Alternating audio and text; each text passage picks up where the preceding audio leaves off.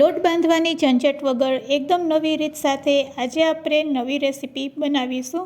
Hello friends, welcome to kitchen art. Friends, તમે મેથી દૂધીના તો મુઠિયા ખાધા હશે, પણ શું તમે આ રીતે લોટ બાંધ્યા વગર ક્યારેય ખમરેલા બટેટામાંથી મુઠિયા બનાવ્યા છે? તો આજે આપણે એકદમ નવી રીત સાથે પોચા રૂ જેવા અને સોફ્ટ મુઠિયા બનાવતા શીખીશું। ફક્ત 10 મિનિટમાં બની જશે અને આ મુઠિયાને તમે રાત્રિના ડિનરમાં તેમજ હલકી ફુલકી ભૂખમાં પણ બનાવી શકો છો અને બ્રેકફાસ્ટમાં પણ લઈ શકો છો। રેસીપી સારી લાગે તો લાઈક અને શેર કરજો। મારી ચેનલ ઉપર નવા હોય અને મારી ચેનલને હજુ સબસ્ક્રાઈબ ન કરેલ હોય તો સબસ્ક્રાઈબ કરી બાજુનું બેલ બટન દબાવવાનું ભૂલશો નહીં, જેથી કરીને તમને મારા નવા વિડીયોનું નોટિફિકેશન મળતું રહે। તો અહીં આપણે સૌથી પહેલાં બટેટા લેવાના છે। તો મેં મીડિયમ સાઇઝના બટેટા લીધેલા છે, 6 થી 7 નંગ, અને તેની છાલને મેં દૂર કરી લીધી છે। છાલ દૂર કર્યા પછી આપણે બટેટાને આ રીતે પાણીમાં જ રાખીશું, જેથી કરીને બટેટા કારા ન પડે। તો બટેટાની છાલ દૂર કર્યા પછી હવે તેને આપણે પાણીમાંથી કાઢીને એક પ્લેટમાં લઈ લેશું અને ગ્રેટરની મદદથી તેને ખમરી લેશું। તો ફ્રેન્ડ્સ, ગાજર અને દૂધી ખમરવા માટે આપણે જે ખમરીનો ઉપયોગ કરીએ છીએ તે જ ખમરીનો અહીં આપણે ઉપયોગ કરવાનો છે અને આ રીતે બટેટાને આપણે ગ્રેટર ઉપર ચલાવીશું એટલે લાંબી લાંબી સ્લાઇસ થશે। તો સૌથી પહેલાં આપણે બટેટાને આ રીતે છીણી લેવાનું છે અને છીણીને આ રીતે તેને રેડી કરીશું। તો ફ્રેન્ડ્સ, તમે જોઈ શકો છો કે આ રીતે આપણે લાંબી લાંબી સ્લાઇસમાં જ બટેટાને ખમણીને રેડી કરવાનું છે અને બધા બટેટાને આપણે આ રીતે જ ખમરીને રેડી કરી લેશું। તો અહીં અમે બધા બટેટાને ખમરી લીધા છે। હવે ખમરેલા બટેટાને આપણે 2 પાણીથી ધોઈ લેશું, કારણ કે બટેટામાં સ્ટાર્ચનું પ્રમાણ હોય છે અને સ્ટાર્ચનું પ્રમાણ તમારે દૂર કરવાનું છે। તો આ રીતે તમે બટેટાને 2 પાણીથી ધોઈ લેશો એટલે તમે પાણી જોઈ શકો છો આમાં સ્ટાર્ચ રહેલો છે, બસ તેને આપણે દૂર કરીશું। તો મેં 2 પાણીથી બટેટાને સારી રીતે ધોઈ લીધા છે અને બધું પાણી દૂર કર્યા પછી જ અહીંયા આપણે ચણાનો લોટ એડ કરવાનો છે। છીણેલા બટેટામાં પાણી ન રહે તેનું ખાસ ધ્યાન રાખવાનું છે અને પછી 2 વાટકી જેટલો અહીંયા આપણે ચણાનો લોટ લેશું। તો આ રીતે આપણે પહેલાં 2 વાટકી જેટલો ચણાનો લોટ એડ કરશું। હવે તેમાં સ્વાદ મુજબ મીઠું એડ કરી દેશું। આદું, લસણ અને મરચાંની પેસ્ટ એડ કરશું 1 ચમચી। અહીંયા આપણે લીંબુના રસની જગ્યાએ 1 ચમચી આમચૂર પાવડર એડ કરશું અને જો આમચૂર પાવડર ન હોય તો તમે લીંબુનો રસ એડ કરી શકો છો। અડધી ચમચી હળદર પાવડર, 1 ચમચી લાલ મરચું પાવડર અને હવે બસ અહીંયા આપણે એડ કરશું ચપટીક હિંગ। બસ આ બધી વસ્તુને અહીંયા આપણે મિક્સ કરી લેવાની છે। આ રીતે મિક્સ કર્યા પછી અહીંયા આપણે છાશનો ઉપયોગ કરવાનો છે। તો લોટ સાથે આપણે બટેટાના છીણને આપણે કોટ કરી લેશું અને આ રીતે મિક્સ કર્યા પછી હવે તમે જોઈ શકો છો આપણું બેટર છે એ આ પ્રકારનું લાગી રહ્યું છે। હવે આપણે તે જ વાટકીના માપથી 1 વાટકી જેટલી છાશ એડ કરવાની છે।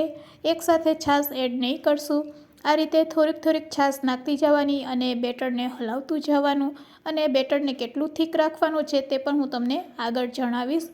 તો ફ્રેન્ડ્સ, ઘરમાં રહેલા ઇન્ગ્રીડિયન્ટ્સમાંથી જ એકદમ સરસ નાસ્તો બનીને રેડી થઈ જાય છે। તો અહીંયા મેં 1 વાટકી જેટલી છાશ નાખી દીધી છે અને બસ આ છાશને આપણે મિશ્ર સાથે સારી રીતે મિક્સ કરી લેશું। તો અહીંયા આપણું ઘટ એવું બેટર બનીને રેડી થઈ ગયું છે। બસ આ રીતનું જ આપણે બેટર બનાવવાનું છે અને આ બેટરને રેસ્ટ આપ્યા વગર જ અહીંયા આપણે મુઠિયા બનાવવાના છે। તો તમે તેની થિકનેસ પણ જોઈ શકો છો। હવે આપણા મુઠિયા સોફ્ટ બને તેના માટે આપણે ચપટીક ખાવાની સોડા એડ કરી દઈશું અને મિશ્રણમાં મિક્સ કરી લેશું। તો અહીંયા આપણું બેટર તો બનીને રેડી છે। તો ચાલો હવે આપણે ઇડલીવાળા મોલ્ડમાં આ મુઠિયા રેડી કરવાના છે। તો આપણે પ્લેટને પહેલાં તેલથી ગ્રીસ કરી લેવાની અને 2 ચમચી જેટલું આપણે રેડી કરેલા બેટરમાંથી તેમાં એડ કરતા જશું અને આ રીતે પ્લેટ રેડી કરી લેશું। જ્યારે આપણે પ્લેટ રેડી કરતા હોય ત્યારે જ આપણે સ્ટીમરમાં પાણી ગરમ કરવા માટે રાખી દઈશું, જેથી કરીને સ્ટીમરમાં પાણી છે તે સરસ ઉકળવા લાગે। તો અહીં આપણું પાણી પણ રેડી છે, પ્લેટે રેડી છે। તો ચાલો તેને હવે આપણે સ્ટીમરમાં આ રીતે સેટ કરી દઈશું અને લીડથી ઢાંકી દઈશું। લીડથી ઢાંક્યા પછી 5 થી 7 મિનિટ માટે હાઈ ફ્લેમ ઉપર તેને બાફી લેશું। તમે કાણાવાળી પ્લેટમાં પણ બાફી શકો છો। તો ટોપરીમાં પાણી ગરમ કરવાનું, તેના ઉપર કાનાવાળી પ્લેટ રાખવાની અને આ રીતે 2-2 ચમચી તમારે સેટ કરી દેવાની. પછી બસ એક થાળીથી તેને ઢાંકી દેવાની. હાઈ ફ્લેમ ઉપર 5થી 7 મિનિટ માટે તેને પણ પકાવીશું. તો આ રીતે તે સરસ પાકી જાય છે. તો ફ્રેન્ડ્સ, આ રીતે પણ તમે મુઠિયાને સારી રીતે પકાવી શકો છો.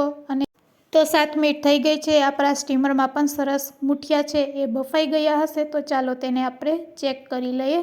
તો અહીંયા મુઠિયા સરસ પાકી ગયા છે, જોતાં જ ખ્યાલ આવી જાય છે. અને એમ ન ખ્યાલ આવે તો તમે હાથેથી ટચ કરીને અથવા તો આ રીતે કોઈપણ સરી વડે કે ચાકુ વડે ચેક કરી શકો છો. તો અહીંયા આપણા મુઠિયા રેડી છે. ગેસની ફ્લેમ બંધ કરી દઈશું અને આ મુઠિયા ઠંડા થઈ જાય એટલે તેને આપણે પ્લેટમાંથી કાઢી લેશું. તો ફ્રેન્ડ્સ, એકદમ આરામથી ચાકુ લગાડતા જ આપણા મુઠિયા છે તે આરામથી નીકળી જાય છે અને એટલા સોફ્ટ થયા છે કે વાત ન પૂછો. જો તમે આ રીતે નાસ્તો બનાવશો તો તમે ઇડલી ઢોસાને પણ ભૂલી જશો. એટલા સરસ સોફ્ટ આ મુઠિયા બનીને રેડી થયા છે.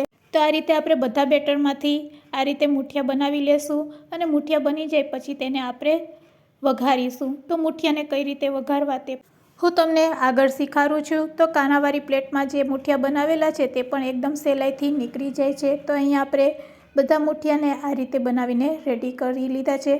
ફ્રેન્ડ્સ, બાળકોને તો આ રીતે તમે ખવડાવશો તો આ રીતે પણ તેમને ખાવાની મજા પડી જશે. કારણ કે આ મુઠિયા ખાવામાં અને જોવામાં એટલા સોફ્ટ અને પોચા છે કે બાળકો તો હોશે હોશે ખાશે. તો વઘાર્યા વગર પણ તમે આ રીતે એન્જોય કરી શકો છો. પણ આજે આપણે મુઠિયા બનાવી રહ્યા છીએ એટલે તેને આપણે કટ કરી લેશું. તો ફ્રેન્ડ્સ, ચાકુની મદદથી બધા મુઠિયાને હવે આપણે આ રીતે રફલી કટ કરી લેશું. થોડાક મોટા મોટા ટુકડામાં કટ કરીશું અને હવે તેને વઘારવા માટે આપણે ગેસ તરફ જઈશું અને ગેસની ફ્લેમ ચાલુ કરીશું.